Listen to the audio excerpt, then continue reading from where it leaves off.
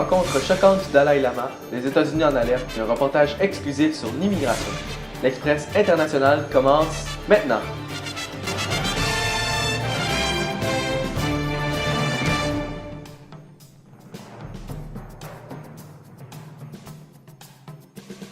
Bon début de soirée. Le Dalai Lama s'est fait retirer le droit d'exercer ses fonctions spirituelles après que les autorités chinoises aient découvert des armes à feu de calibre HK-21 et du cannabis dans sa résidence nommée Dharasmala, au nord de l'Inde. Lors de son procès, le chef spirituel a exprimé une rage incontrôlable à l'encontre de Xi Jinping. Le président de la Chine a confirmé ce matin le retrait du Dalai Lama de son domaine spirituel. L'organisation terroriste Al-Qaïda a ce matin lancé une menace d'attaque contre les États-Unis. Selon plusieurs experts, leur but serait de venger leur chef, Oussama Ben Laden, décédé le 2 mai 2011.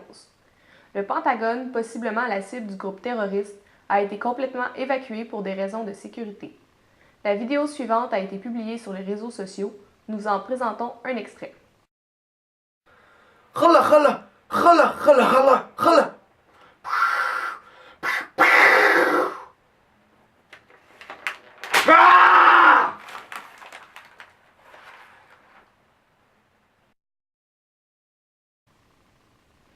Les autorités américaines tentent tant bien que mal de contrôler cette situation.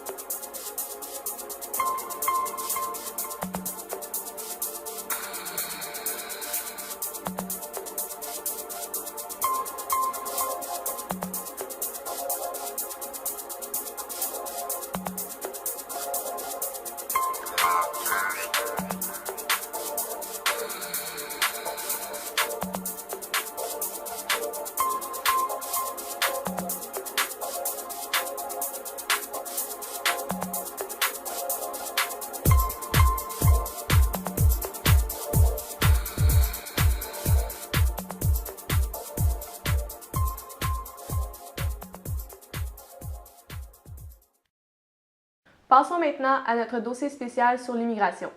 L'immigration est un phénomène omniprésent dans notre société. Bien qu'elle soit positive dans plusieurs cas, l'immigration clandestine est un problème auquel plusieurs pays doivent faire face. Du côté des États-Unis, cette situation, à la base contrôlée, ne cesse de prendre de l'ampleur. La population mexicaine côtoyant la misère à tous les jours rêve de possibilités d'emploi et de meilleures conditions de vie. Depuis 1965, l'immigration vers les États-Unis en provenance du Mexique devient un enjeu national important. En effet, 500 000 Latino-Américains réussissent à traverser la frontière illégalement chaque année. Pour contrer cette situation inquiétante, des murs et des clôtures forment à la frontière des États-Unis sur plus de 1120 km, l'une des plus grosses barrières cherchant à limiter l'immigration illégale. De plus, la frontière entre le Mexique et les États-Unis est surveillée par des centaines d'agents de sécurité, jour et nuit. Pour de nombreux Mexicains, c'est le barrage à une vie meilleure.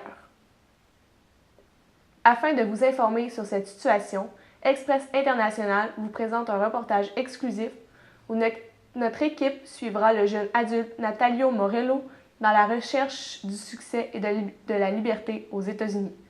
À toi, Émilie. Merci, Laurie. Alors, dans ce reportage, j'allais découvrir un côté sombre du Mexique, l'immigration clandestine. Le Mexique est un pays pauvre. Il y a de mauvaises conditions de travail et d'hygiène. De plus, le taux de chômage a beaucoup augmenté.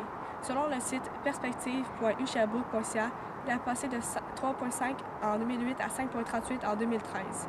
Donc, les Mexicains veulent passer la frontière vers les États-Unis parce que c'est un pays proche et il est riche. Malheureusement pour eux, ce périple n'est pas sans danger. Natalio Morello, un jeune homme de 20 ans vivant à Santa Ana, est déterminé à réussir ce voyage. Heureusement pour nous, nous avons réussi à le suivre durant son immigration du Mexique vers les États-Unis.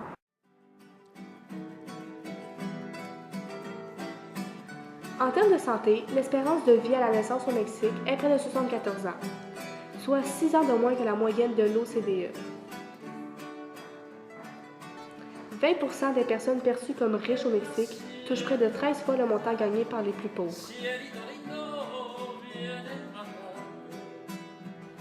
En moyenne, dans un emploi, les travailleurs obtiennent 49 pesos par jour, ce qui équivaut à 4,12 $ pour nous. Ce salaire est très faible.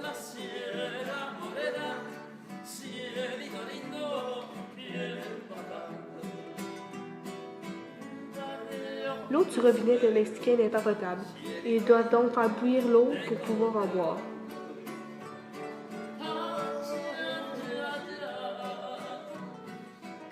Beaucoup d'armes et de drogues sont en circulation dans ce pays.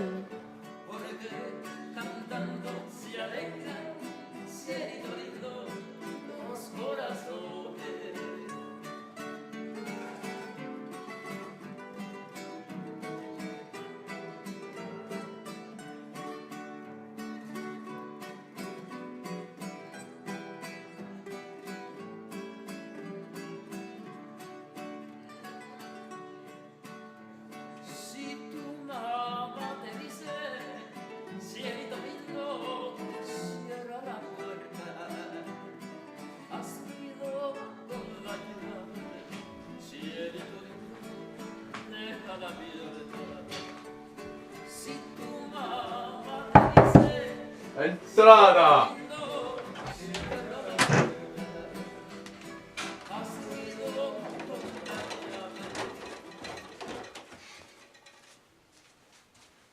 Est-ce que c'est toi, Salvador?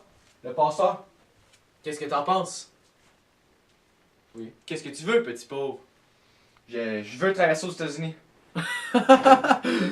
Est-ce que t'es conscient des risques? As-tu assez d'argent? Je suis très conscient des risques et j'ai tous mes économies ici. Je pense que ça devrait être assez. 11 000 pesos? Oui. Parfait. Alors, on se rejoint ici, dans 2 jours, même heure. Merci. Merci beaucoup.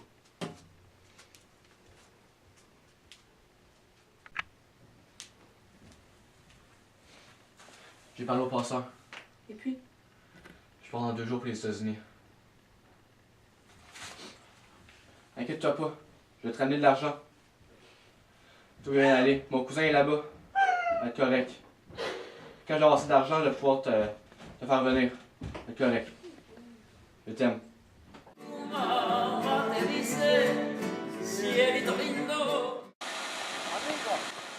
Natalio doit se dépêcher pour ne pas se faire voir.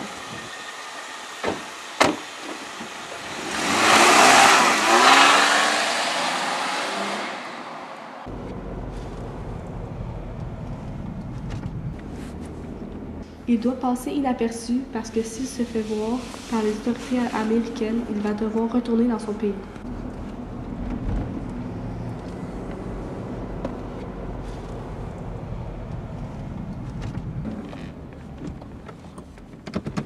Toi, tu débarques ici, 100 mètres plus loin, tourne à gauche. Tu devras traverser le désert en direction vers le nord. Attention aux gardes, un autre passeur t'attend plus loin. Bonne chance. Le voyage se fait en 2 parties. Natalio doit beaucoup courir. Il a décidé de quitter son pays, surtout pour des raisons d'argent. Et puisqu'il n'a pas beaucoup d'éducation, il avait de la difficulté à se trouver un bon emploi au Mexique. Il devait travailler des journées de 14 heures, 6 jours par semaine, pour pouvoir subvenir à ses besoins et à ceux de sa femme. Il a décidé d'aller aux États-Unis car l'économie de ce pays est prospère. De plus, puisque son cousin habitant aux États-Unis lui a trouvé un emploi, il n'a pas de soucis pour son avenir économiquement. Il y a eu beaucoup de difficultés. Par exemple, nous pouvons voir que Natalio a dû se cacher d'un garde.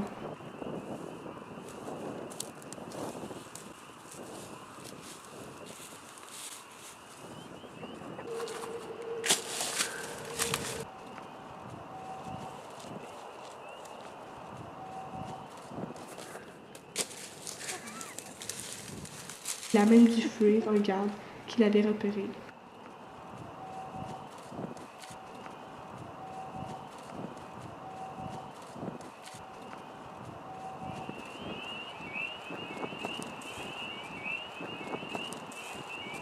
Il s'est caché et le garde ne l'a pas vu.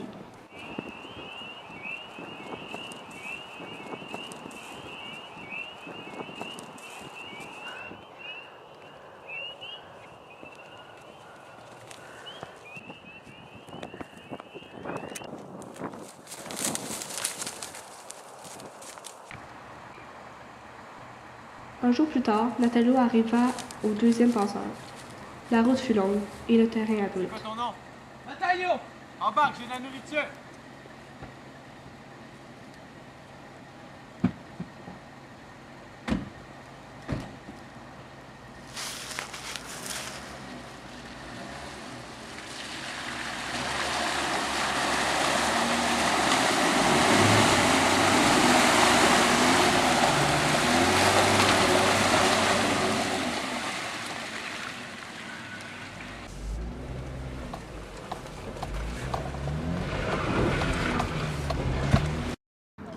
Enfin, on est arrivé à destination.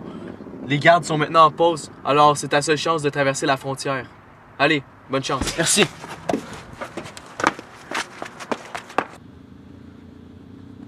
Finalement arrivé à la frontière, Natalio la traversait avec succès, car le passeur avait calculé que le garde serait en pause.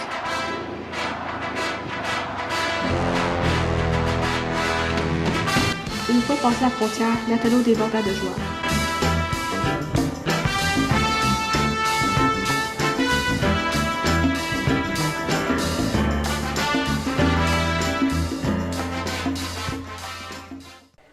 Quelles ont été vos difficultés d'intégration quand vous êtes arrivé aux États-Unis?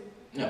Mais mon intégration aux États-Unis, c'est quand même bien passé parce que je parlais déjà l'anglais et en plus de ça, j'avais déjà un travail qui m'attendait à cause de mon cousin, bien sûr.